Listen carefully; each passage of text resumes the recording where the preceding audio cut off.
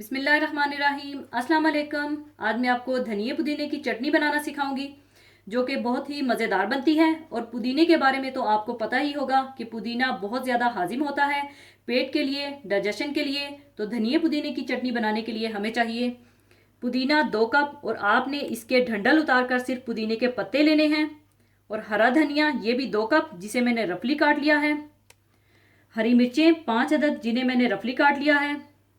और 3 से 4 अदद लहसुन के जवे, इन्हें भी मैंने रफली काट लिया है। और लहसुन चटनी में एक बहुत अच्छा जायका देगा। और ड्राइड साबुत लाल मिर्चें 4 अदद, और अगर आप इसकी जगह कुटी हुई लाल मिर्च डालना चाहते हैं तो वो डाल लीजिएगा। और 2 अदद टमाटर, जिन्हें मैंने दो दो हिस्सों में काट कर रखा हुआ है। वो इसलिए क्योंकि ब्लेंडर में मैं सबसे पहले इन टमाटरों का जूस स्क्वीज करूंगी, ताकि चटनी ब्लेंड करते वक्त हमें चटनी में पानी ना डालना पड़े और मशीन के ब्लेड्स पर ज़्यादा जोर ना पड़े और चटनी आसानी से ब्लेंड हो जाए।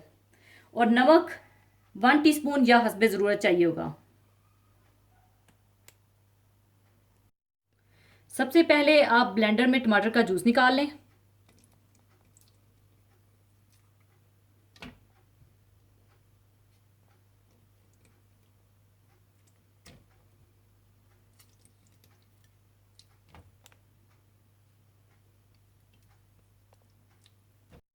इसके बाद आप इसमें पुदीना, हरा धनिया, हरी मिर्चें, लहसुन, ड्राइड मिर्चें और नमक डाल दें।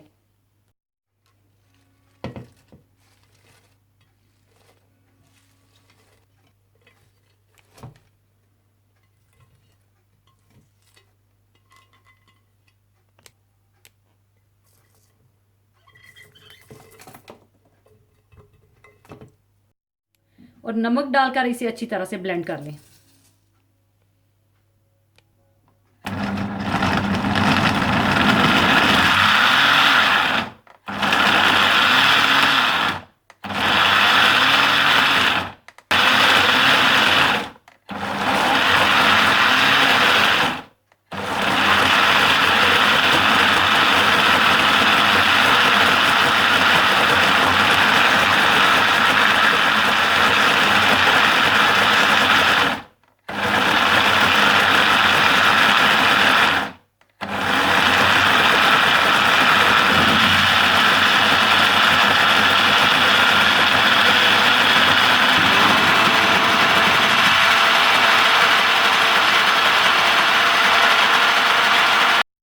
धनिया पुदीने की चटनी तैयार है। अब इसे मैं एक बाउल में निकाल लूंगी।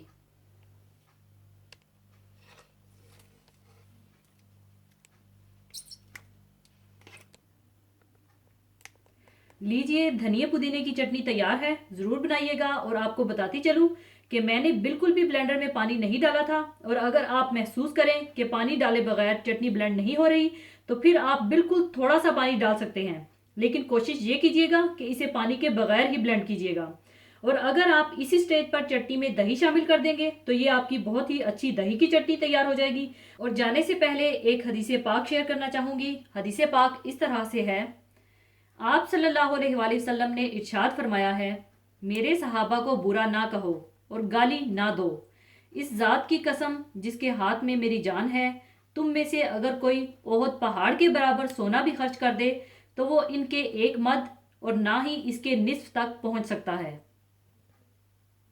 सहाबी इस मुसलमान को कहते हैं जिसने हालत बेदारी में अपनी आंखों से रसूलुल्लाह सल्लल्लाहु अलैहि वसल्लम को देखा या आपकी सोहबत में रहा हो और ईमान ही की हालत में यानी दीन इस्लाम पर उसका खात्मा हुआ हो। सहाबा इकराम रजी अल्लाह ताला कुरान हम तक पहुँचाने वाले हैं। नबी करीम सल्लल्लाहु अलैहि वसल्लम की बातें हम तक पहुँचाने वाले हैं। जो शख्स इनमें से एक की भी सच्चाई और ईमानदारी का इनकार करेगा, फिर कैसे मुमकिन है कि कुरान और हदीस के साथ इसका ईमानी ताल्लुक कायम हो सके। इसलिए कि जब वास्ते की ईमानदारी ही इसकी नज़र में मशकूक है, तो फिर जो कुछ वो बयान कर रहे हैं इनका एतबार इसके दिल में कैसे कायम हो सकेगा। ये वो बुजुर्ग हस्तियां हैं कि जिनकी सदाकत और फजीलत पर खुद कुरान पाक शाहिद है।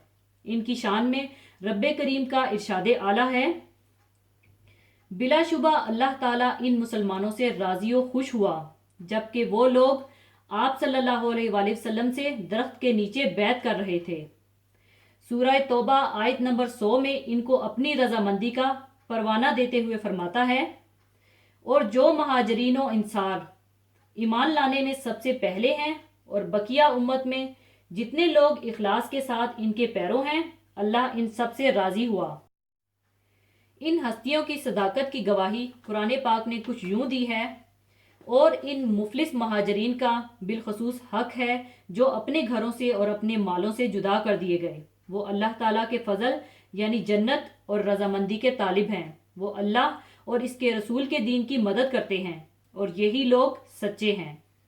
उलमाए अहले सुन्नत वल जमात का इस बात पर इत्तफाक है कि सहाबा किराम में सबसे अफजल खुलाफाए राशिदीन हैं, और इनमें भी तरतीब खिलाफत का एतबार है, यानी सबसे अफजल हज़रत अबू बकर सदीक, इनके बाद हज़रत उमर, इनके बाद हज़रत उस्मान और इनके बाद हज़रत अली रज़ी अल्लाह ताला हैं। इन चारों के बाद सबसे अफजल वो तमाम सहाबा हैं जिनको अशराए मुबशरा कहा जाता है। इनके बाद अफजलियत में वो सहाबा हैं जो जंग बदर में शरीक थे। इनके बाद वो सहाबा हैं जो जंग ओहद में शरीक थे। इनके बाद बैत रिजवान में शरीक सहाबा। इनके बाद वो इंसारी सहाबा हैं जिन्होंने हिजरत से पहले मक्का में आकर आप सल्लल्लाहु अलैहि वसल्लम से बैत की थी। इसी तरह वो सहाबा जिनको साबकून अव्वलून कहा जाता है, यानी जिन्होंने कबूल इस्लाम में सबकत की और इब्तदाई इस्लाम ही में मुसलमान हो गए थे, और जिनको दोनों किबलों यानी बैतुल मुकद्दस और काबा शरीफ की तरफ मुंह करके नमाज पढ़ने का मौका मिला, इन सहाबा से अफजल हैं जो इनके बाद दायरा इस्लाम में दाखिल हुए। इन इंतहाई काबिल एहतराम हस्तियों के दरमियान जो इख्तलाफात हुए वो किसी नफसानी गर्ज से बाला थे। उलमाए अहले सुन्नत इनको इत्तहादी इख्तलाफात समझते हैं, इसलिए कि वो हजरात साहिब इत्तहाद थे, और हर मुज्तहिद को इसकी कोशिश पर अजर का वादा है, चाहे वो खता ही क्यों ना हो। ये अल्लाह के महबूब बंदे हैं जिनको अल्लाह रब्बुल इज़्ज़त ने अपनी रजामंदी की सनद दे दी है। इनके बारे में तो कोई बात भी कहते हुए इंसान को मुहतात रहना चाहिए। इनके हक में वही बात निकाली जाए जो तारीफ और भलाई की है। अगर इनमें से किसी के मुतल्लिक कोई ऐसी बात मालूम हो जो बज़ाहिर तारीफ के काम के खिलाफ नजर आती हो, तो इसको नज़रअंदाज किया जाए। दीनों ईमान की सलामती इसी में है। इसी के साथ मैं इजाज़त चाहूँगी।